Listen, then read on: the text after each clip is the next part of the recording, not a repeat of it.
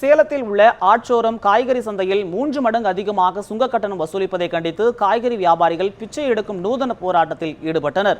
சேலம் மாநகரில் உள்ள திருமணிமுத்தாறு ஆற்றோரம் தினசரி காய்கறி சந்தையில் சுமார் 600க்கும் மேற்பட்டோர் வியாபாரம் மேற்கொண்டு வருகின்றனர்.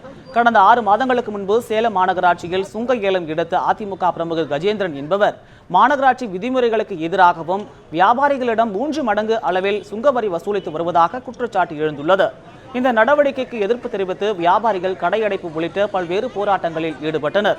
இந்நிலையில் சிறு வியாபாரிகள் திருவோடு ஏந்தி பிச்சை எடுக்கும் நூதன போராட்டத்தில் இன்று ஈடுபட்டனர். அப்போது 100க்கும் மேற்பட்ட பெண்கள் உள்பட சிறு வியாபாரிகள் சாலையில் வரிசையாக நின்று பிச்சை எடுத்து தங்களது எதிர்ப்பை வெளிப்படுத்தினர்.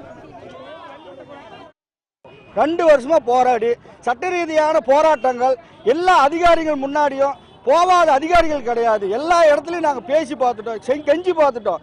வேற நிலைமை எங்கள் நிலைமையெல்லாம் கெட்டு போய் குட்டிச்சாவரம் ஆன பின்னாடி தான் பிச்சை எடுக்கிறதுக்கே நாங்கள் கல்லூரி எடுத்துகிட்டு வந்து நின்றுட்டு கிடக்கிறோம்.